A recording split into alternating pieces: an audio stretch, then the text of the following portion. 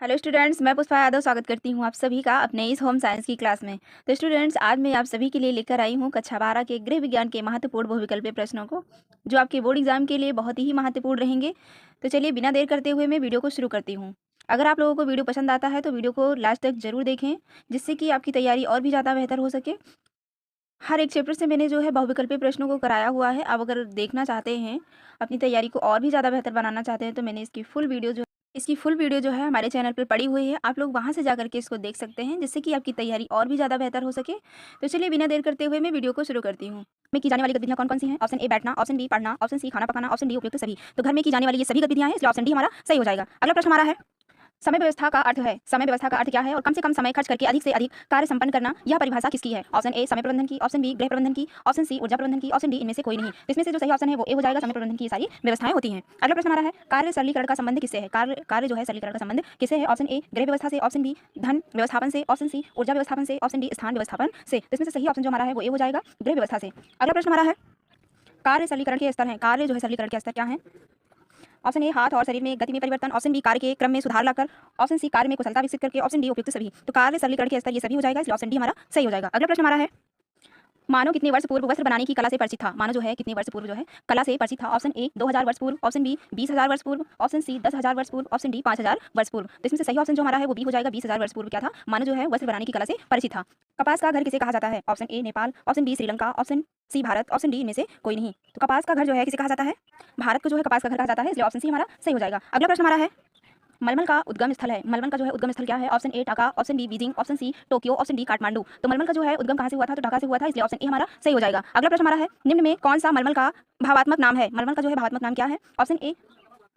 Option A बथावा, option B आबे खां, ऑप्शन सी सबनाम, ऑप्शन डी उपयुक्त सभी। तो इसमें से ये सभी हो जाएगा, इसलिए ऑप्शन डी सही है। अगला प्रश्न हमारा है, रेशम का मूल स्थान क्या है? रेशम का जो है मूल स्थान क्या है? Option A Cheen, option B Bharat, option C Japan, option D Australia. तो रेशम का मूल स्थान जो है वो चीन है, इसलिए ऑप्शन ए हमारा सही हो जाएगा। अगला प्रश्न हमारा है, भारत में रेशम वस्त्र कहाँ-कहाँ निर्मित होता है? भारत में जो है रेशम का वस्त्र कहाँ-कहाँ पे निर्मित होता है? Option A Varanasi, option B पश्चिमी Bengal, option C Tamil Nadu, option D उपयुक्त सभी। तो भारत में जो है रेशम का वस्त्र इन सभी में होता है निर्मित, इसलिए ऑप्शन डी हमारा सही हो जाएगा। अगला प्रश्न हमारा है, ब्रोकेड बुनाई के केंद्र हैं। ब्रोकेड बुनाई के केंद्र कौन-कौन से हैं? Option A Surat, option B Ahmedabad, option C Agra, option D इनमें से सभी। तो ब्रोकेड बुनाई के केंद्र ये सभी हो जाएगा, इसलिए ऑप्शन डी हमारा सही है। अगला प्रश्न हमारा है, 19 सालों के लिए सर्वाधिक प्रसिद्ध स्थान है। 19 सालों के लिए सबसे ज़्यादा प्रसिद्ध स्थान कौन सा है? Option A Kashmir, option B Varanasi, option C Nainital, option D Shimla. तो इसमें से जो है 19 सालों के लिए सबसे ज़्यादा प्रसिद्ध स्थान कौन सा है? कश्मीर है, इसलिए ऑप्शन ए हमारा सही हो जाएगा। अगला प्रश्न हमारा है, कलाई में बांधा जाने वाला धागा किसके द्वारा सफेद, पीला और लाल रंग का होता है?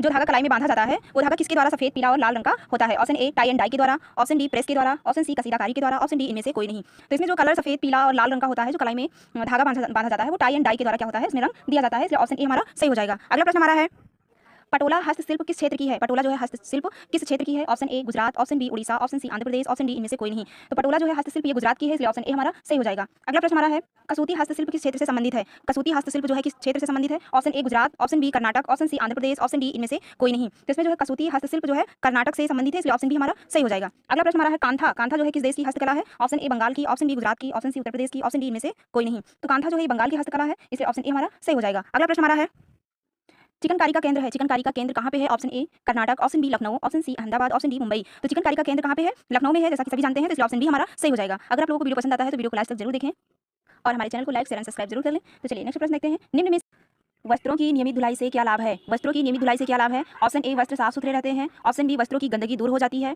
ऑप्शन सी व्यक्ति स्वास्थ्य में सहायता मिलती है, ऑप्शन डी ये सभी। तो इसमें से जो सही ऑप्शन रहेगा वो ये सभी रहेगा। वस्त्रों की नियमित धुलाई से वस्त्र साफ सुथरे भी रहते हैं, वस्त्रों की गंदगी भी दूर हो जाती है और व्यक्ति स्वस्थ भी रहता है, तो इसलिए ऑप्शन डी हमारा सही हो जाएगा। अगला प्रश्न हमारा है, धुलाई की प्रक्रिया में वस्त्रों को धूल मैल तथा शोधक पदार्थ के अंशों से मुक्त के लिए किया जाता है। क्या किया जाता है? ऑप्शन ए आलोडन, ऑप्शन बी अवपातन, ऑप्शन सी खंगालना, ऑप्शन डी स्पंदन। तो इसमें से सही ऑप्शन जो हमारा है वो सी हो जाएगा, खंगालना।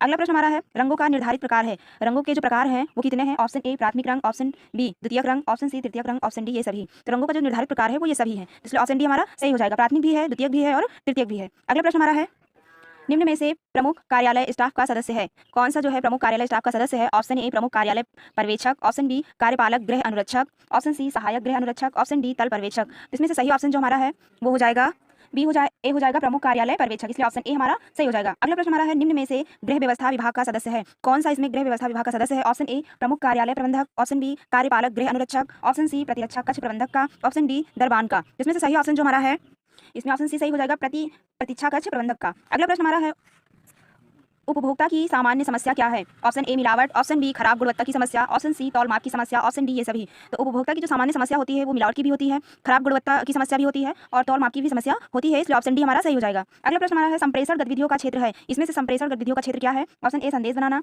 ऑप्शन बी संदेश संप्रेषित कराना, ऑप्शन सी का व खा दोनों, ऑप्शन डी इनमें से कोई नहीं। तो संप्रेषण गतिविधियों का जो क्षेत्र होता है वो संदेश बनाना भी होता है और संदेश संप्रेषित कराना भी होता है, इसलिए ऑप्शन सी हमारा सही हो जाएगा। अगला प्रश्न हमारा है, रंगों का आयाम है, रंगों का आयाम क्या है? ऑप्शन ए ह्यू है, ऑप्शन बी मान है, ऑप्शन सी तीव्रता या क्रोमा है, ऑप्शन डी ये सभी है। तो रंगों का आयाम जो होता है ये सभी है, ह्यू भी होता है, मान भी होता है और तीव्रता या क्रोमा, ये तीनों होते हैं, तो इसलिए ऑप्शन डी हमारा सही हो जाएगा। अगला प्रश्न हमारा है, वस्त्रों को निर्जल धुलाई या शुष्क धुलाई होती है, वस्त्रों की निर्जल धुलाई व शुष्क धुलाई जो है कैसे होती है? ऑप्शन ए सामान्य रूप से घरों में ही, ऑप्शन बी व्यवस्थित ड्राई क्लीनिंग, ऑप्शन सी धोबियों द्वारा धोबी घाटों पर, ऑप्शन डी कहीं भी हो सकती है। तो इसमें वस्त्रों की जो निर्जल धुलाई होती है यानी कि शुष्क धुलाई जो होती है वो व्यवस्थित ड्राई क्लीनिंग के द्वारा होती है, इसलिए ऑप्शन बी हमारा सही हो जाएगा। अगला प्रश्न हमारा है, जल निष्कासन कितने प्रतिशत नमी को वस्त्रों से हटा देते हैं?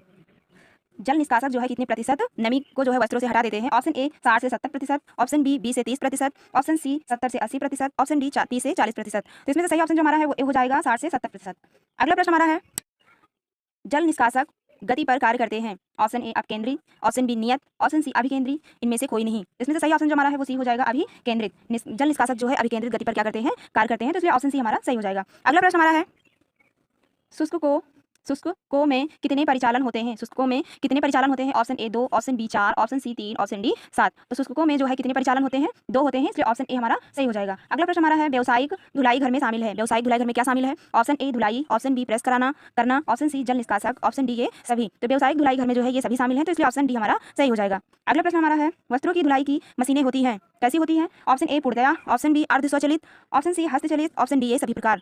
तो वस्त्रों की धुलाई की मशीनें जो होती हैं ये सभी प्रकार की होती हैं, इसलिए ऑप्शन डी हमारा सही हो जाएगा। अगला प्रश्न हमारा है, निम्न में से किसका महत्व रोटी कपड़ा और मकान जैसा है? ऑप्शन ए नौकरी का, ऑप्शन बी प्रबंधन का, ऑप्शन सी संप्रेषण का, ऑप्शन डी निर्देशन का। तो इसमें से सही ऑप्शन जो हमारा है वो क्या हो जाएगा?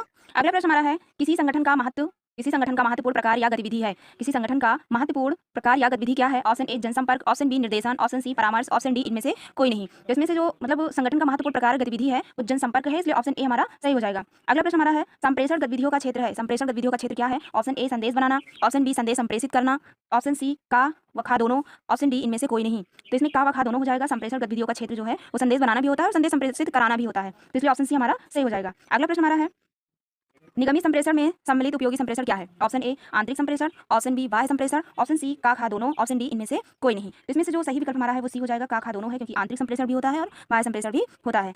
अगला प्रश्न हमारा है, जनसंपर्क के प्रकार क्या है? ऑप्शन ए प्रचार कराना या करना, ऑप्शन बी संबंध बनाना, ऑप्शन सी जनसंपर्क नीति, ऑप्शन डी ये सभी। तो इसमें से ये सभी हो जाएगा, क्योंकि जनसंपर्क के प्रकार में प्रचार करना भी आता है, संबंध बनाना भी आता है, जनसंपर्क नीति भी आती है, तो इसलिए ऑप्शन डी हमारा सही हो जाएगा। तो चलिए आज के वीडियो में बस इतना ही। अगर वीडियो आपको पसंद आया हो तो वीडियो को लाइक शेयर एंड सब्सक्राइब करना बिल्कुल ना भूलें। तो चलिए मिलते हैं आपसे नेक्स्ट वीडियो में, तब तक के लिए धन्यवाद।